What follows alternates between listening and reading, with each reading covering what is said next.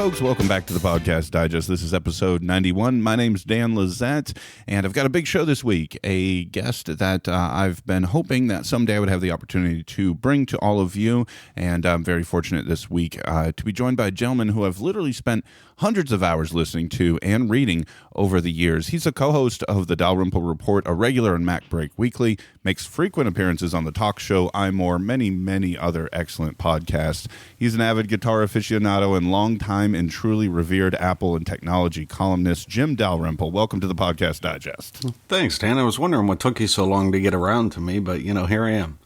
Well, it's a thrill to have you, I'll tell you. And probably, I guess, I owe a little nod to maybe Mike Hurley, who was kind of like the first big technology gentleman to take a moment and join me. And then from there, I think he's got enough goodwill built up in the world that, Jason and John and Casey and so on and so forth. But it's great to have you, Jim. I appreciate it. Well, today I want to talk about your world in podcasting and the loop as well, and that's obviously a huge scope to cover, but I think we can hit the highlights and sort of give people a little bit of behind-the-scenes look at all that you do, and that is a lot of things. But before we dig into the meat of things, I was kind of hoping maybe to give people a little bit of background on Jim Dalrymple, the person, and maybe even before Macworld, Mac Central, even before those days, kind of growing up, what were sort of your aspirations? What did you think you'd be doing? And kind of how were things in the early days? Wow. Before Mac Central, that's a long time ago. Yeah. I think I always wanted to be a rock star. And I wasn't a fireman. I don't like fire. So I definitely would have been a rock star if I had my druthers, but that didn't go off so well. I guess I just wanted to be successful, and this is sometimes a very tough business to be successful in. There's a lot of people. Mac Central was successful. I worked at a newspaper before Mac Central, and I think I was successful at that job. I wasn't a writer though. I worked in circulation at the newspaper. Suit and tie every day and go into work. That was kind of odd looking back at it, because now I own jeans and t-shirts. That's it. I don't own a suit. I don't own a tie anymore. So it's been an interesting 20 years though since I started Mac Central with a friend of mine. The years at Macworld and then the Loop. I think the Loop is probably the most rewarding time that I've had. So, how did you start writing? What was the impetus for that? How did the writing career begin? Well, my friend, he wanted to start a business where we didn't work for somebody else, where we worked for ourselves and we could create something. And in 94, we started Mac Central. And, he was a fireball with it. He really saw a future in that type of online news business. And we picked Mac because we both love the Mac. So it turned out pretty well. We had it for 5 years and then sold it to Macworld, IDG. And I worked at Macworld for 10 years. And, I remember writing the story about when Steve Jobs came back to Apple. And, and I think that's what gives me a little bit of an edge over some of the new writers, is that I have history. A lot of people look back at what Apple did over the years, and for a lot of it, I was there. They talk about keynotes where this was introduced, and I was at those keynotes, so I actually have some history, and it's good to be able to pull on that sometimes and say, yes or no, that really did or didn't happen during one of Apple's keynotes, and it's a great thing. What was the first keynote, and what was that feeling like? Did it feel like this is a momentous occasion, or did it just feel like a work assignment, or did you realize this is a big deal? No, it was always a big deal. The first keynote was in Boston. I believe, was it Boston? Yeah, it was Boston. And yeah, and that's when Steve had Bill Gates up on the screen, and everybody compared it to 1994 or 1984, that commercial. Right. So yeah, that was a momentous one, I dare say. It was, what was the experience for you? Like, were you nervous? Were you excited? I was excited. I was excited, to be honest. I still, there were no major rumor sites then like there are now.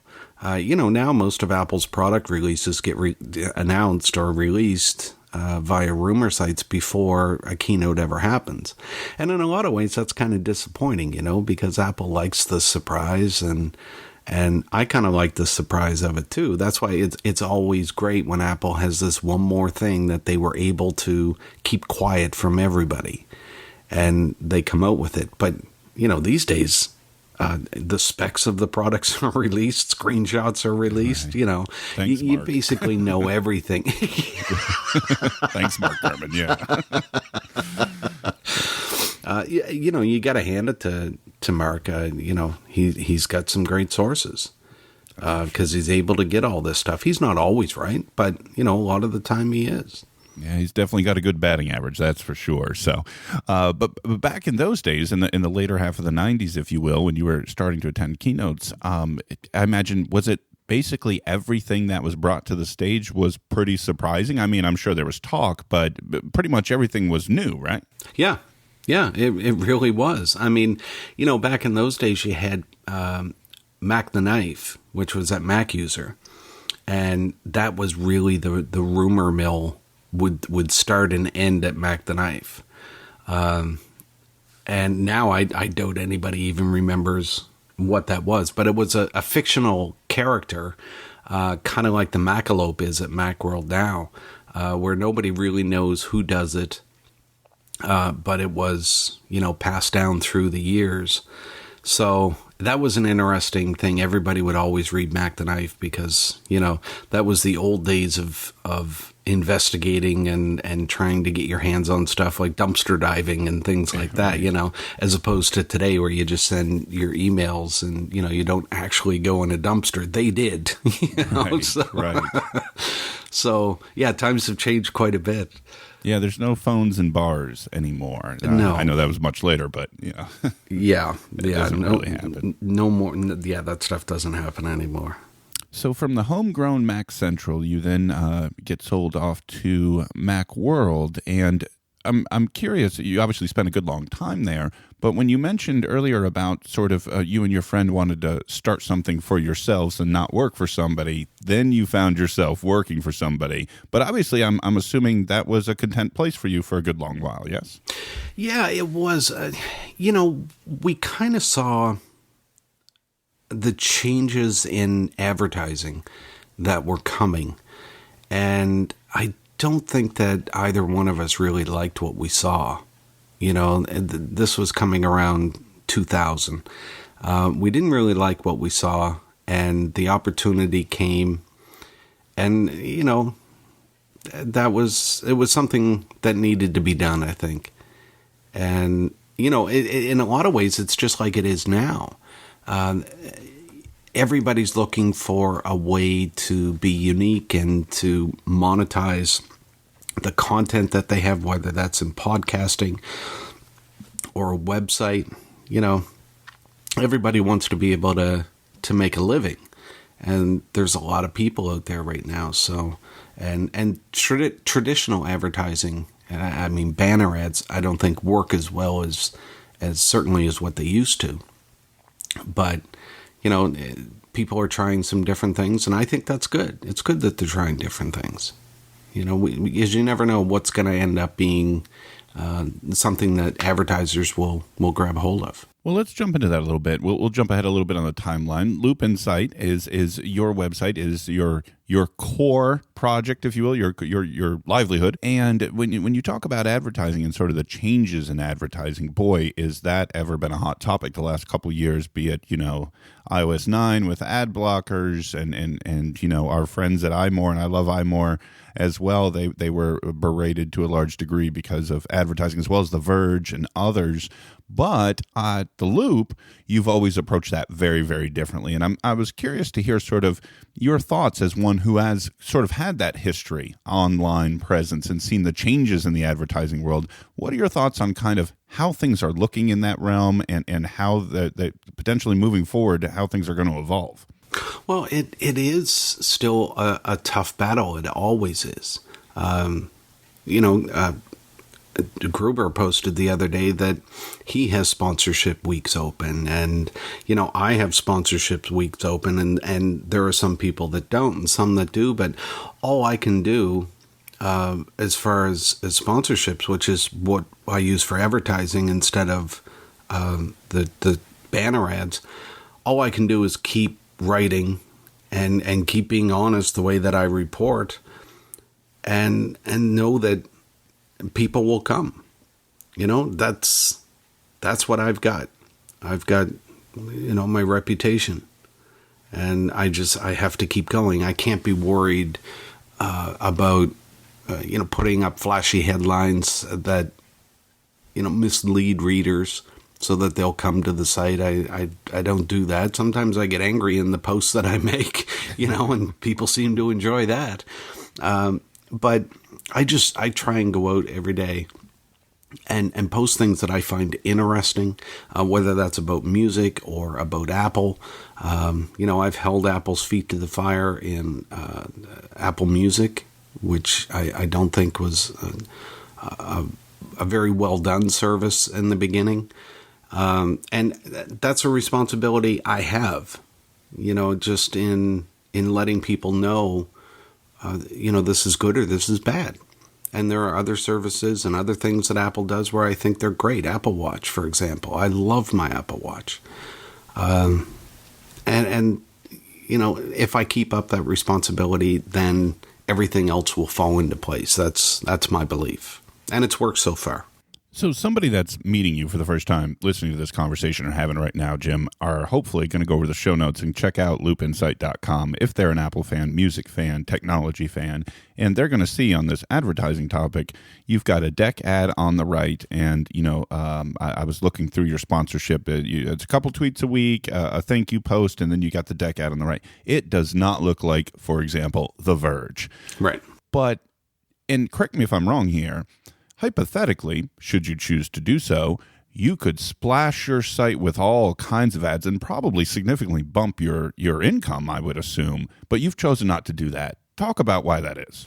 Well, it's funny. I look when I changed the model, the advertising model on the Loop, because when I started, I did have those little block ads and stuff like that, and I just get fed up with it because I hated going to my own site. I looked at it as a reader and said, this is awful. I don't like to go there. So what sites do I like to go to? Well, I've known John Gruber for a long time. I like to go to Gruber's site. It's nice and clean. You have one little ad. He has some sponsors. I would click on the sponsors and, buy products sometimes. And this is what I like. So, John and I talked about it. And if you don't like to go to your own site, you've got a problem. And I had a problem. So I really took a look at not just the ads on the site, but every aspect of the site, and thought, like I used to have those little Twitter buttons and Facebook buttons and likes and, all of this stuff. Everything that I put on there would slow the site down a little bit. Right. And that was iMore's problem. When people started going after iMore for having the site load so slow and so many assets were loading. And I had the same thing. I think we all had the same thing. So I actually sat down over probably 4 months, and I looked at each and everything and said, do I need this? And inevitably the answer was no. I mean, I believe that those buttons of sharing, they're there for the publisher. They're not there for the user. The user knows how to share a link on Twitter. Right. So they're there for the publisher, not the user. So I had to go into it with the mindset of a user and say, what is it that I do like about this site? Well, I like the information. I like the page of just text. Sometimes a video or something like that, but just text. And when I finished cutting everything out of these pages, I ended up with, a very simple page with a sidebar with a couple links on it, and that was it. And I went to a designer, a friend of mine, actually two, Phil Eterno and Rick Fillion, and I said, okay, here is what I want. And from this point on, don't listen to anything I say. Because change your mind. This is what I want. So I would get them on the phone, a week or two later and say, oh, I got a great idea. Let's put this flashy button over here and we'll do this and we'll make it all cool. And they would just, no.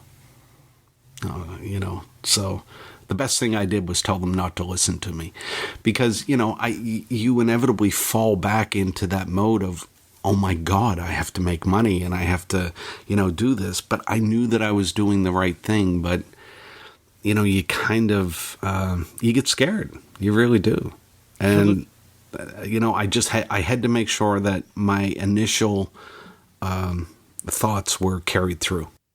I wanted to ask you about under the making money heading, as well as one of those links on that right sidebar, because, and again, please correct me if I'm wrong, one of your links is for membership. And if I recall correctly, I'm a fairly close technology follower here. You, I believe, were one of the first to kind of adopt this model, and it has been there for a while now, correct? But now it seems to be ever growing in popularity, whether you're talking about Federico with Mac Stories or Relay FM with their membership model, or Gimlet Media in terms of podcasting, this kind of, or Overcast with Marco inside, as a patron. So talked about that model, which kind of sort of, I imagine, supplements the minimal advertising on the site. How's that been working out for you? And what are your thoughts about having that as part of the site? Well, that actually came about because people were writing and offering me money, and I would say no, thanks, and they said, well, we want to help. We know you're an independent. You're not one of the big corporations, and we'd like to help. So, if I'm not mistaken, one of the people that had started a membership around that time was Sean Blanc. And I know that I've talked to Sean over the years about his membership. And Fatici at Mac Stories, he does this big thing with memberships. I mean, I'm a member of Mac Stories. I gladly pay for a lot of the websites out there because I know, a lot of people pay me for mine. So I pay the websites that I like. I pay Fatici, and I pay Sean Blanc, and I pay other people each month. And I gladly do it because they're independent. They work hard. I know they do because I do. And, we all try and put out some good quality content for it. So the membership does help to offset. Now, mine is $3 a month, and you get a full text RSS feed, so you don't need to come to the site if you don't want to. And, a lot of people like that option to have that. So I gladly offer it. And, for most people, it's a way to give to the site. A lot of people don't even care about the full text RSS feed. They just like to be able to help out. And I appreciate that. I appreciate every single person that does. Because money's tight for everybody these days. And you can't... I mean, everything on the site is completely free. There are no walled off sections. There's nothing. It's all free. So you don't need to pay, but if you would like to, then you can. Jim, I know from listening to you on podcasts for, I don't know, I said at the beginning, hundreds of hours, years and years now, that you are constantly thinking and tweaking and analyzing and considering. And it makes me wonder, I alluded to a lot of the more recent membership efforts out there in the market now. Have you had any thoughts to, you alluded to what Vitici's doing, any ideas to maybe tweaking that in any way, any future plans maybe that you're willing to share at this point for the membership, or at this point that's not on the docket? No, right now it's really not. I appreciate what Vitici does, and I get his newsletters and or membership letters or whatever they are, and that's all great. But most of the stuff, well, actually everything that I do ends up on the site, right? And that's where it is. And I rely on the fact that if people want to give based on what's on the site, that they will. That's just how it is with me. I don't want to block anything off, but that limits me in the fact that I can't offer a membership thing like Federico has. Maybe that would be a more profitable way for me to go. I don't know, but I want to put it all out there. Well, then you'd have to start doing all your work on the iPad, and it would just be a whole thing to take on. Oh, he's incredible with that iPad, isn't he? You'd have to get a great accent. I know. No, I can't do the accent. My Canadian accent is good enough. One more thing on the loop, Jim, then we're going to jump in the podcast, I promise. But right. it is not technically a solo operation, right? You've had more than one person over the years help you out. And right now I know Dave Mark is very involved. Can you talk a little bit about the people who have joined you in the effort to make the loop what it is? Oh boy. Dave Mark has been absolutely incredible. I mean, he's such a smart guy. And Sean King also does some posts, and both of them are very smart in their own way. And it brings different layers to the loop, because I have my opinions based on what I know of Apple and history and everything else. So I have one layer of what I can bring, and then, inside that layer you have music and you have tech and you have Apple and you have everything else. But, Dave is a programmer. I mean, he codes. So that's a whole other layer of things that he can bring to the site. Sean's a photographer, and he brings all of that to the site. So there are things that Sean can say about photography that, I mean, I'm the worst photographer in the world. I can barely take a picture with my iPhone. Right. So, he can say things that I would have no idea what he's talking about. And Dave can say things that I have no idea what he's talking about. But Dave can post something about Swift or, about Objective-C or, this is good or this is bad, where, I look at it and, it all looks like gobbledygook to me. So, that's just not my thing. So it's great to be able to have that level of expertise.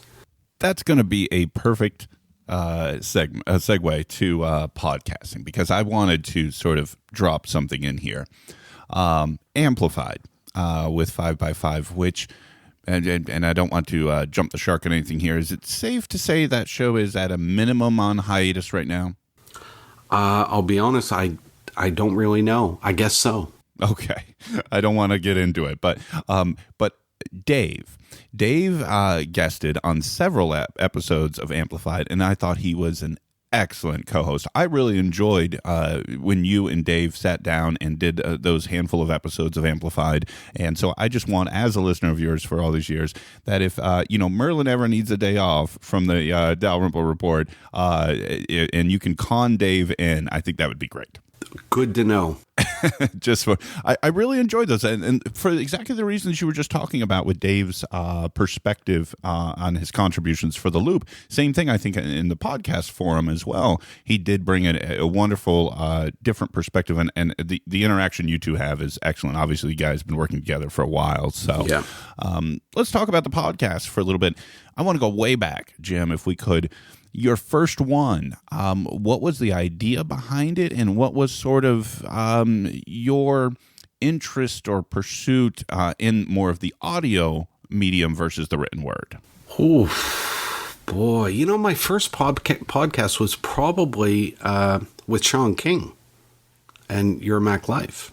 Right. Well, he's been doing it forever, right? He's one of the originals. Yeah, he was one of the originals, and I think that was probably my first podcast. I mean, he was doing podcasts before podcasts were podcasts, right? And he's still doing them. Yep. If you look back at the history, you'd think, geez, Sean must be 80 years old.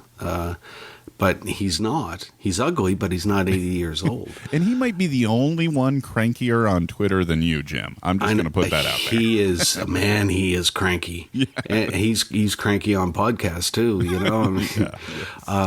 But, yeah, I mean, Sean is really good at podcasts, and he is cranky. And, once you accept that about him, then you can listen and have a good time. He has his opinions, but we all do. Yeah. You may not agree with his opinions, and that's fine. I don't want everybody to agree with my opinions. When I write something or I say something, I try and be able to back it up with history. Here's what I think, and here's why I feel this way. And I think if you can do that and people still don't agree with you, then you can have an intelligent conversation back and forth, without name calling and without all of this other stuff that goes on the internet. Once that starts, I tend to just, back away, and I don't want to be involved in that. But, there are people that really like Apple Music, for example, where I don't think it was very well done to begin with. It's getting much better, and I give them credit every time. This is getting great. I'm starting to really like this. But there are people out there that just didn't like my opinions on Apple Music, and that's okay. If everybody agreed with everything I said, then it'd be a pretty boring site, I think. And podcasts. So, Sean and I disagree on, I do his podcast still. I do it every week. So, Your Mac Life. Your Mac Life, yeah. I do a 15 to 30 minute segment every week. And I don't know why I still do it, but I guess I just like arguing with Sean, I mean... Somebody's got to. Somebody's got to, yeah. So after that first time, with Sean on Your Mac Life, if that was your first time out there, did something strike you with that? Did you think that this could be another outlet versus the writing, or was it kind of just something you did and you moved forward? I guess what I'm wondering is there a point, because you are fairly prolific now in podcasting, with your appearances and so on and so forth. Obviously, it's a medium of value to you. Where in the process did you say, I think this is another great outlet for me? That was probably with Dan Benjamin and Amplified. I think we did 130 episodes of Amplified. 154, Jim. Yeah. God, 154 wow. episodes. That's a long time, Yes. So the way that happened is Gruber needed a week off from the talk show. So Dan called me and asked me if I'd be interested in filling in. So I said, sure, I'll do that. I mean, filling in for Gruber's no easy task, but sure. And then a couple weeks later, Gruber called and said, I need you to fill in again. Would you mind? I said, sure, I'll do it. And then after that, Dan was getting emails from listeners that said, we'd love to see you do a show with Jim. And that's how Amplified started. So, that had a good run. I am going to call him after I get off with you and find out, what's going on with it. But then, when Amplified started, where we weren't really doing a whole lot, I talked to Merlin and said, hey, let's do a show. Because I have fun. I have fun with podcasts. I really enjoy talking to people about what's going on, like this podcast. I was really looking forward to it because it's focused on podcasts, and that makes me think. Why am I doing this? Or why am I not doing something? And I think that's great. It's great to be able to sit back and say, why am I doing these podcasts? Is it for exposure? Is it to get my thoughts out there? Well, talking to you, I talk about different things than if I talk to Gruber or if I talk to Merlin. Right. We all talk about different things and we all have different opinions. And, and that all of that is completely different than talking to Sean where we fight. So, I find that talking to different people about this stuff it's very healthy. It's very healthy to do that. So, oh, geez, Siri just woke up. It heard something. Yeah. Come on, Siri. Really. Couple more points on Amplified, Jim, because there are two other things I really wanted to touch on with that run. One was this brought in, you had a regular weekly, probably approximately last 20 minutes where you got to bring in your other huge passion, if you will, and that was the guitars and music. How was this kind of your first time? I know you've done a lot of guest writing, if you will, on a lot of music-based publications and sites and things, but was Amplified kind of your first opportunity to kind of put your love of music and guitars out into the world? Yeah, it was. It really was. I always had a lot of people writing, and I still do.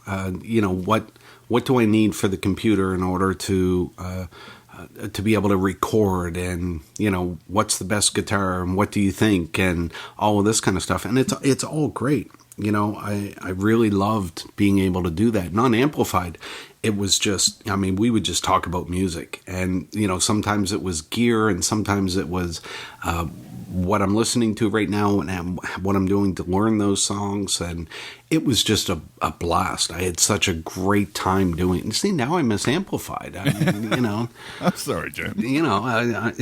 Well, you get into some of that nowadays, too, and we're going to touch on that as well. Yeah, but with Amplified, it was really the first time. And Dan is a guitar player as well. Yep. So, Dan and I were able to, I didn't agree with Dan's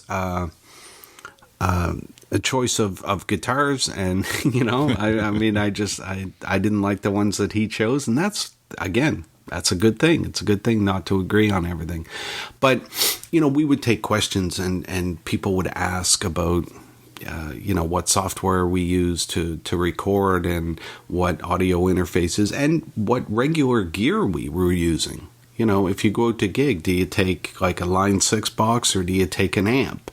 And, there are pros and cons to both. So for me, I was like a kid in a candy shop, just being able to talk about all that stuff. And sometimes I would just ramble on for half an hour or more. And I think Dan probably went for a coffee or something when I started talking.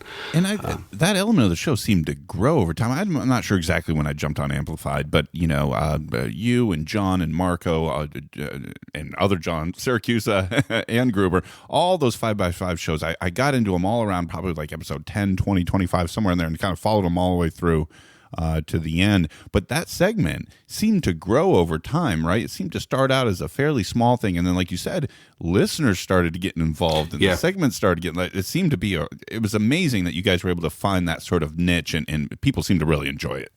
They really did. And And it was something that I really enjoyed. You know, sometimes you have to be careful what you wish for, because you could become known for something that you don't want to talk about all the time.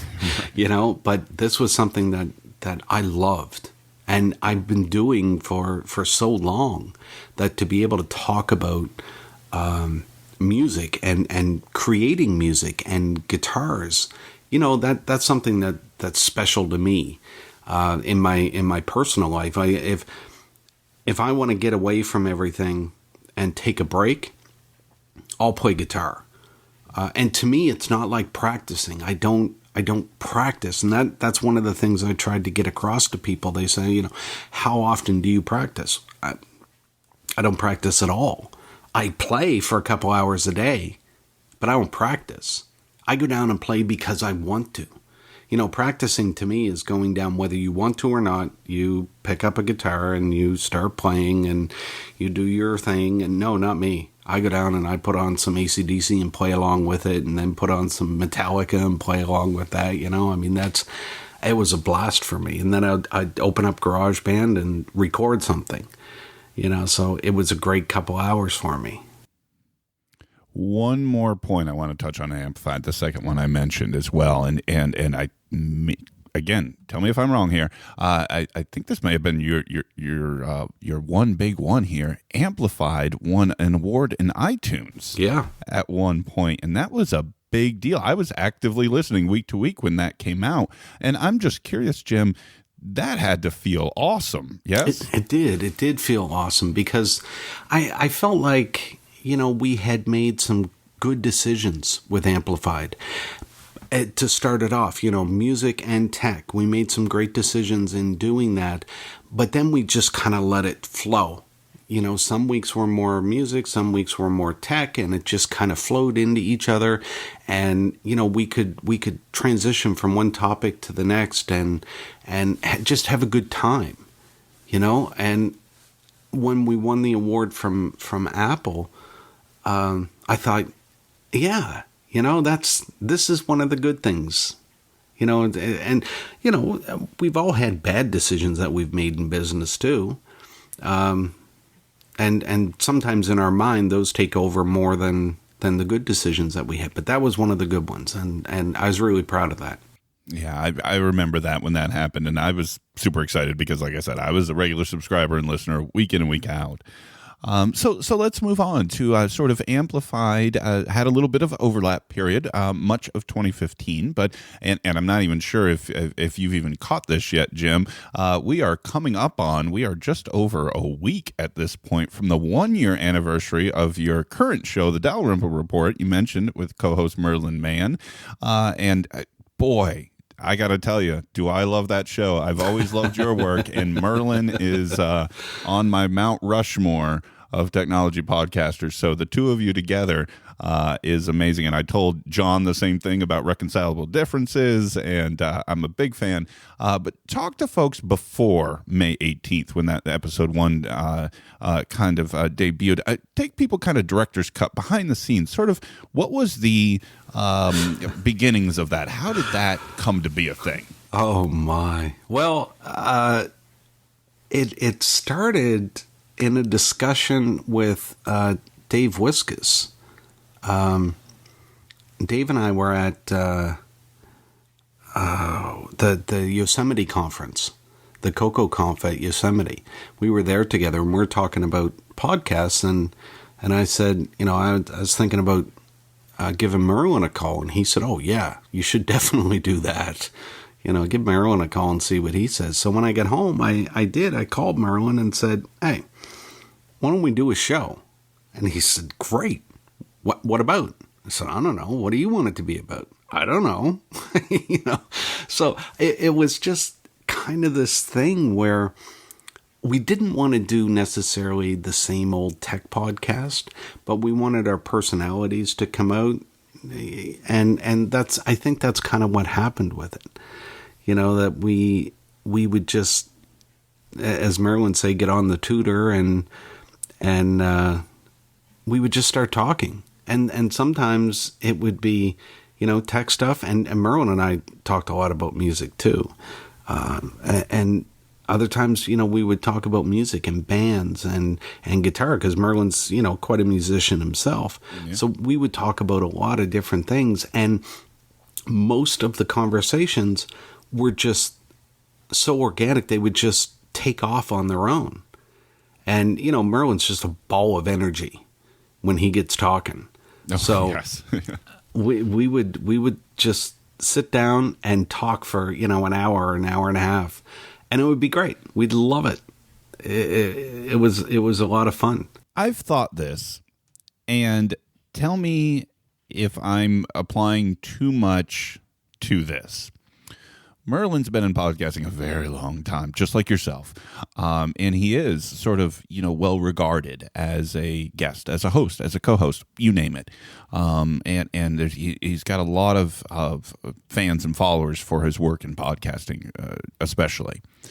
I thought that when he joined you and the show got framed and packaged and put together as the Dalrymple Report was Merlin being really, really cool. I thought that it was like, this is an awesome thing. Like Merlin was sort of like, no, this is Jim's show, but I'm gonna sit with him, so to speak. Am I completely off base there? Because it feels like that was a thing, and that's super awesome. That was Merlin's idea. See, that makes it even cooler to me. I thought it was very cool too, because I was, we were looking for a name for the show, and that was Merlin and Dave that came up with that. I was the only one against it, but which also sounds like you, by the way. Yes, but they said this is how it has to be. So I okay, whatever you want. But yeah, I mean, Merlin is so cool about everything. I can't imagine having an argument with Merlin. We would have maybe disagreements, but Merlin would tap that bell that he's got and tell people to use their dingus and get on the tooter, and that kind of wipes out. He does have his expressions. He does have his expressions. Yes, he does. And I just went with it. Whatever Merlin wants to do is good with me. So you guys are approaching a year, and you mentioned there's some new things happening with this, right? I see that, that you guys are bringing in Twitter in a much bigger way, #HeyTDR. And yep. Like you said, the music piece, it's, and I love this version where it's music recommendations. I swear to you, I have tapped into Apple Music or Spotify or what have you on a couple of different bands each of you have thrown out there. So it is a sort of different version of what you've done before. What's sort of been the listener reception and sort of the public feedback so far with approaching a year?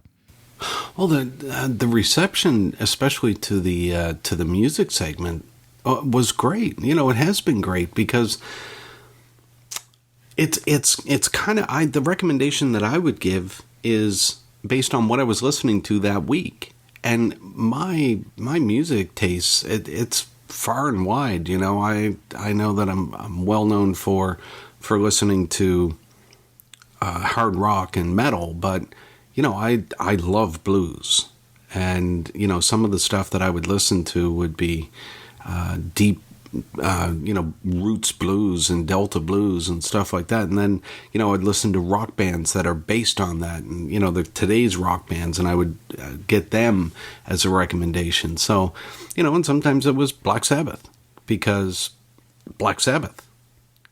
Yeah, it has to be Black Sabbath. Oh, of course. I mean, I'll tell you what, though. I will put this out here for you. I would argue that your strongest and most eye-opening recommendation, and I'm sorry that I'm going to nix the name, but I know you know exactly who I'm going to talk about here, Jim. You have referenced a young lady on a couple of occasions off of YouTube. Yes. And I have checked her out. It is amazing. And that type of thing, when you can bring that to the forefront, is awesome. Jasmine Thompson. That's it. Yeah. I could not recall it. Absolutely. That's amazing. For her age, it's unbelievable. Astounding, that girl. And what I like most is that she's Irish. So you can hear the Irish accent in her singing. And I just love it. Oh, she did a version of Demons from Imagine Dragons. Yeah. And if you haven't heard that version of Demons from Jasmine Thompson, go listen to it. I mean, it'll give you goosebumps on your arms. It's crazy good. Have you had any contact with her? Does she know that you've talked about her so much? No contact. I mean, that'd be amazing. I love that girl. I really do. And I listen to her all the time. And it's so funny because I did have people contact me about that recommendation and say, I was shocked that you would recommend something like this. But, that's to say people know that I like metal and hard rock. But when I recommend something like that, they're like, wow, then, this girl is amazing. And yeah, she is. And I like amazing music.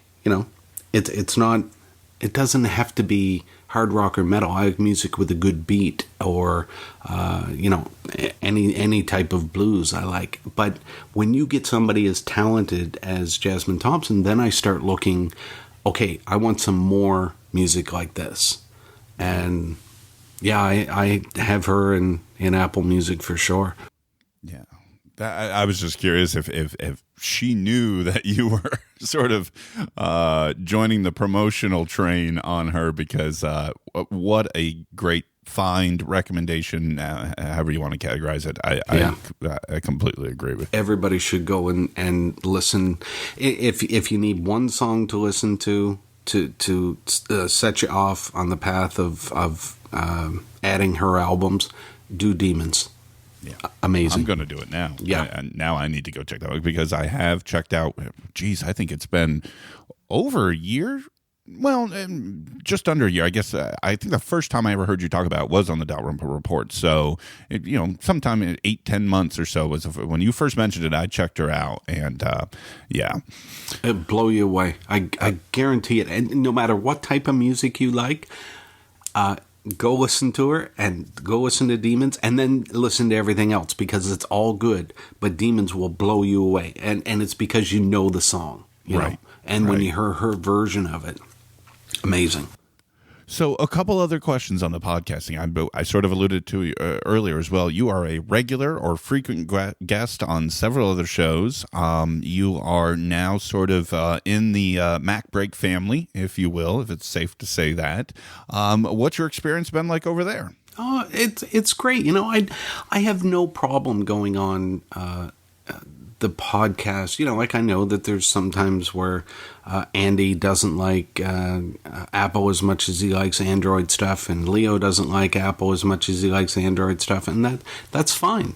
I am confident enough in my opinions of Apple and what they do, where I think I can talk intelligently with them. I don't necessarily agree with what they think, but that's okay. They're okay to have their opinions too. So I don't worry about it, to be honest. I just go on and I do my thing. Here's a strange question, only because a lot of other podcasters listen to this show as well, Jim. And just curious, when you started to become more regularly appearing on Mac Break, obviously Twit is a huge name, network, all of that set up, operation that they've got there.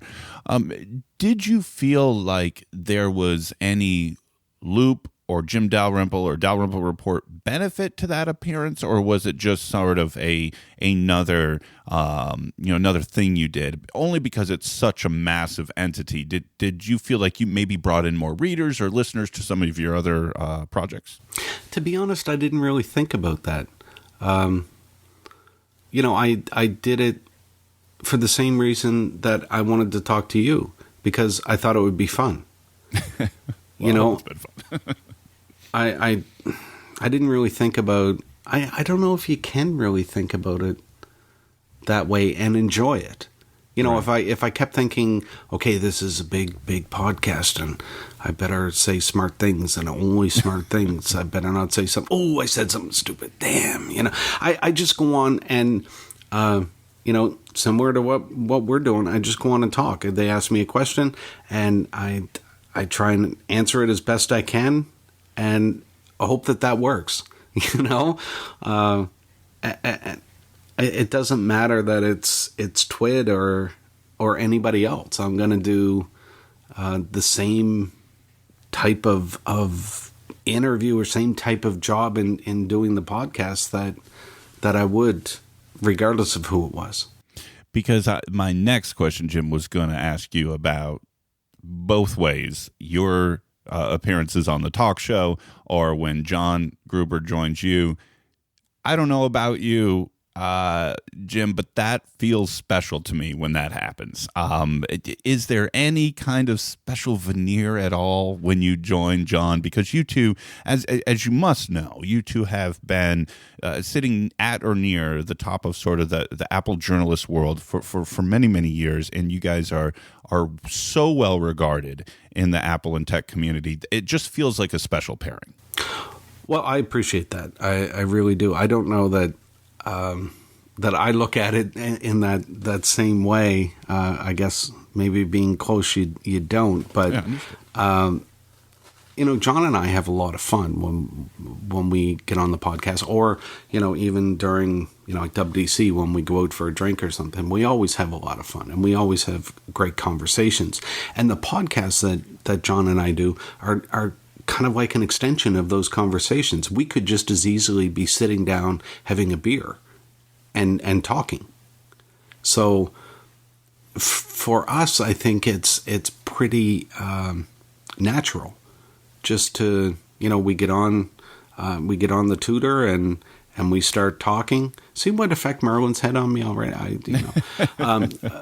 We just start talking, and we let our opinions out, and we talk back and forth about what it is, and it is a special thing. I mean, I really enjoy talking to John about everything that we've talked about, whether it's on his show or mine, and I don't need to know beforehand what we're going to talk about. And most podcasts I don't, and most I don't want to.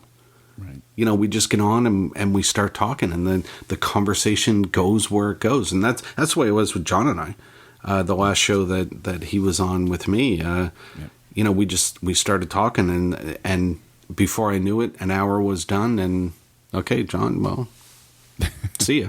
Well, I love it as a listener, and I'm going to speak for many of those listeners out there right now. So, as one who is fortunate enough now to be in this, this medium, to be able to tell you on behalf of those thousands and thousands of people who listen to both of you all the time, it is a special thing, and I think it is it is a treat for the listeners when you two team up, and whether it be on Dalrymple or Talk Show, it doesn't matter. When you two have those conversations, it feels almost a privilege for us to be able to have an ear in on that conversation, because it's great listening. That's for sure. Thank you. I appreciate that. A couple other for you, Jim. A couple other quick questions for you. And this one's maybe my sort of deepest, if you will, or the one that kind of occurred to me as the most sort of analytical question. And you've touched on a couple of these already in this conversation, but I sort of wanted your thoughts in a little bit different angle. Looking back at the last year, especially, or throughout 2015 was maybe a super dynamic or unique year for you professionally, if you will. You went onto one side of the pendulum with your enthusiastic reception to the Apple Watch, including your weight loss and your endorsement of the product, and I am wearing one right now. Me too. Not to speak any less of your endorsement, but part and parcel because of those things that you said. But yet you also rode the other side of the spectrum, like you talked about earlier with Apple Music, and you did exactly like you said. You called out Apple for what you felt that you've seen in both of those instances. And it's funny, I was sticking your name in Google earlier today preparing for this conversation, and what's interesting is on the first couple pages of results with your name right now, Jim, is your Jim lost a lot of music with Apple Music, or Jim had lost this much weight with Apple Watch. It almost seems like your opinions, your conversations on podcasts, as well as your writing on Loop Insight, you've almost become in some way throughout last year almost part of the news cycle in some way. And I was kind of curious what your sort of personal feelings were on almost being now part of the news. It's it feels kind of weird at times, you know. I when I wrote the Apple Music article last year, I wrote it. I actually worked on the article for probably 10 days. It wasn't, you know, I'm mad and I'm going to sit down and write this article in 20 minutes. I worked on it for a long time because I wanted to be sure of what I was saying. And I wanted to be, I was by the end because I was just angry at the end of what it was doing. And a friend texted me that night and said, what was it, CNBC or something? Said, turn on CNBC now. Right. And, you know, they were talking about me in the article on CNBC. And I forget the other one, Fox Business or something like that. There, you know, it was all over the television news. And that just it felt kind of weird. I sat there looking at it saying, oof, God. No way you expected that was going to happen. No, right? I didn't expect that was going to happen. I mean, but, you know, I didn't expect a lot of the fantastic emails that I got about Apple Watch either, you know, because I have very strong feelings about how Apple does its marketing with Apple Watch, that, you know, it doesn't do it to people like me that are overweight. It does it to people, you know, in their commercials, they're all fit and, you know, they're buff, and, well, that does nothing for people like me. And I dare say there are more people like me than there are of the other ones. Right. You know, there's a lot of people that need help, and people reacted so overwhelmingly positive to my Apple Watch article. It shocked me. Right. Because they would say, you are me. You are me. You know, I wore jeans when I went for a walk because I didn't want people to know that I was actually exercising. You know, and I did that for months. And not until, you know, I lost almost 50 pounds did I get a pair of shorts to go walking in, because I didn't want people to know. And, you know, I think that is a segment of the market that Apple really needs to address. And I feel strongly about it because I'm there. You know, I still need to lose more weight. I'm very happy with what I've lost, and very happy with the Apple Watch. But, you know, I think that they could do more, and I would love to see them do more. So, yeah, I went from one extreme to the other, but to me, that's what it's all about. I love Apple because I think their product works, but that doesn't mean that I'm a cheerleader for Apple. Right. I don't mind calling Apple out where I think they're wrong. And I think that's what the readers and the listeners of the podcast, I think that's what they expect. At least that's what they should expect. They should expect me to say, wait a minute, Apple Music, there's something wrong here, and this is awful. And they should expect, you know, oh, Apple Watch, this is a great thing. Not everybody likes Apple Watch, but for me, my own person, this is amazing. It changed my life. And I need to be honest and say, this is great. Can it be better? Absolutely. Sure. I can't wait for it to get better. You know, you've been saying that, you know, that you're not a cheerleader, and you tell people your opinions, and it's from, you know, your own perspective for years. Again, I've heard you say that for years. Yeah. But so I never doubted you because I heard you say that. But anyone who did only needs to put your name in Google at this point and look at 2015 to realize that. No, because seriously, if for nothing else, just looking at Jim Dalrymple and Loop Insight and just that narrow track right here, forget about everything else for a second, I don't think anybody in their right mind should or could, from this point forward, evermore question your objectivity, your fandom, you know, in any way that you know you're not on Apple's payroll, you're not shilling for them in any way. They just need to look at your actual body of work at this point, because I think beyond any doubt you have more than proven, you know, that you can live on both sides of the spectrum, and where you feel it's justified, you'll go there. Yeah. Well, and that's what I have to do. I really do. That's what I try and do every day. If you know, if Apple does something, whether it's good or bad, I give my opinion. And, you know, If the opinion is good, well, so be it. If it's bad, so be it. That's, I can't help how I perceive what's being done. And there are some things in the App Store that I wrote last week, about putting Drake's album in the App Store and what that does to developers. I thought that was awful of Apple to do. Because now developers have to compete with Drake in the App Store? Come on. Yeah, and there was a couple other, boy, don't get me going on the Apple talk, Jim, because I'm talking to you and I'm an Apple fan and I could go crazy with it. Believe me, I've got a couple more questions here, but just as a quick aside, there was a report I saw on Twitter, and again, I don't have it in front of me. Somebody mentioned earlier today or yesterday, somebody did like this multi-country study of the developers that were featured in the App Store in 8 of the 10 countries, the top 4 developers, it was either Apple or EA. It was like they were 1 or 2 or something, and I could be getting my data wrong here, but it was something to that effect. And you're like, well, there you go. There you go. Right?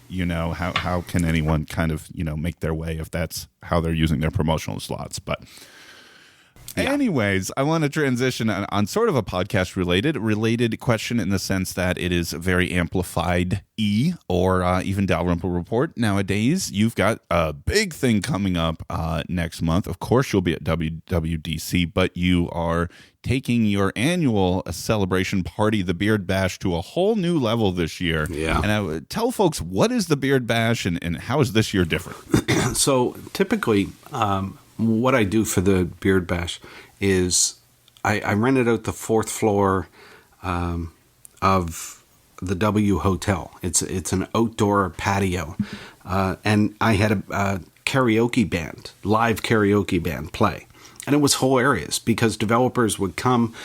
It's a free party, free beer and wine. And we had an invite that we would send out to developers. And, it was big developers, small developers, first-time developers, anybody that we wanted. It was just a place where developers could come and drink and have a good time. And they would get up and sing and do all that. So this year we decided to make it more of a concert. And I rented out the Mezzanine, which is a concert venue in San Francisco. And we got 2 bands. One is a band called the Department of Rock, a San Francisco staple of rock music. They do covers of 70s, 80s, 90s, 2000s rock. It's great. They're amazing. So they're going to play. Then we've got another band called Airplane Mode. It's done by Dave Wiskus and Joe Szaplinski. They're both developers and designers. They have apps in the App Store, but they have this band that's really good. The band, I guess you could say, kind of like Seether. So it's going to be good poppy rock type music. So they're going to close out the party. And this time there's no invite. We're going to open up the invitation to anybody. But you need to... you're going to need to RSVP. So we're in the next little while, we're going to open up the RSVP. Everybody should know whether they got a ticket to WDC by now. And those that didn't may have already made plans to go. So, it should be pretty tight by the time we open it up so people can go. They RSVP, then they just show up at the door with their RSVP on their iPhone. It goes into Passbook. And they'll be swiped, and in you go. Free beer and wine, 2 bands, rock it out. So I've got to know, there are a ton of Apple bloggers, Apple writers, Apple journalists that go to WWDC. You're one of the few, I think, that are throwing a concert, Jim. Sort of. What's your? I don't want to say what's your motivation, but kind of like, what is? It almost feels like, is this like a sense of giving back to the community? Is it just bringing everybody together? Sort of. What's the motivation behind all? Yeah, to both of those. I love developers. Developers make the apps that I use on my phone every day, and it's a way to bring everybody together without wanting anything from them. I don't want anything from the developers. Just come and drink and have a good time, and we'll put on a great show for you. And that's it. There's nothing else to it. There's there's no cost. There's no nothing. So it's phenomenal. It's almost like this poetic, like you saying Apple and this ecosystem have given you so much, and once a year you're going to give back, that type of thing. And I think that's phenomenal. Thank you. It's excellent. I wish I wish I was a developer. I wish I could afford those tickets. Yeah, to really. get out there. Right. Boy, isn't that a conversation point this year, Jim? It seems to be bigger than ever. The cost is just going through the roof. Well, the cost is going through the roof, and there's nothing that Apple can do about it. No, it's a lot about hotels. I know Casey List talked about on ATP that it was like 5 times or 4 times the cost of his first year, and he's gone like 6 consecutive years or something. It's ridiculous. I don't know what to say about that. San Francisco is an expensive city, and they make it more expensive anytime there's a conference coming. They know what they're doing. Yeah. Oh, yeah. And I heard is it still the same week as GDC this year? Or I think there's another simultaneous thing going on or something that's also helped boost the price, I heard. I don't know. I know in years past it's overlapped with GDC. I don't know if that's the same thing this year or not. That's just crazy. Yeah, it's what can you do, right? Okay, one last quick question for you, Jim. Talk to me about the love of the Heineken. Right? Is this still the thing for you, Heineken? Oh yeah, love it. How many years have you been a Heineken superfan? Oh, must be getting. Let's see, at least 16 years. Wow. Yeah. Still going strong. Still going strong. Yeah, and you know why it started? If you have a minute, I'll tell you. Yeah, I'm going to guess. I think you told this story once, something about traveling and you wanted something you knew, right? Yeah. See, I am a listener. I'm not faking it. I traveled quite a bit. Not only in the U.S. and in Canada, but in Europe too. I wanted a beer. When you go sit down at a pub after a day's work, you kind of want something that tastes familiar, that is going to give you that sense of, the day is over. And so I needed a beer that was that beer all over the world, and that was Heineken. And now I really don't like to drink other beers. I like that feeling of that taste. So now it's Heineken or nothing. Every 3 or 4 months, to change up the pace from my normal. For the record, I drink Bud Select. That's just me. But I will get Heineken. I will get Heineken as a change of pace, and I swear to you, Jim, every time I think about it, I can almost see the beard in the bottle. Right, like it's almost like it should be there. I think they should put a beard on every can. That's what I think. Well, Dos Equis had the most interesting man, that guy, and now he's gone, right? So I don't know why Heineken can't get with Jim Dalrymple for something. Come on, Heineken. Let's make this work. At least they should be sponsoring the podcast. I mean, come on. It's something. I want to see a Heineken ad from the deck on the side of loopinsight.com. Wouldn't that be funny? Oh my God. I don't put it past you. I imagine at some point, and I can see you tweeting about it too. This would be one of your highlights, I imagine. That's gotta happen. It's gotta happen. Jeez. I wish I knew somebody to help that out.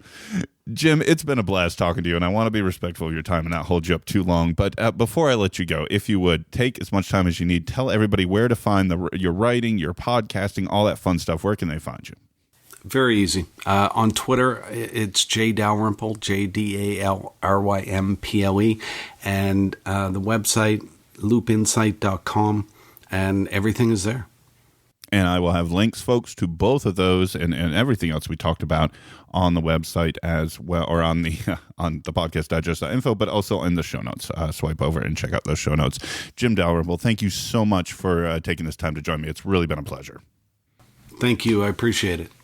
Folks, that'll do it for episode 91 of the Podcast Digest. Come back and join me next week for another great interview. Until then, my name is Dave. Thank you for listening to the Podcast Digest. You can follow the show on Twitter at Pod Digest. Like the show on Facebook at facebook.com/The Podcast Digest. Email the show feedback at thepodcastdigest@gmail.com. And you can find all the previous episodes and exclusive blog entries at the show's website, thepodcastdigest.info.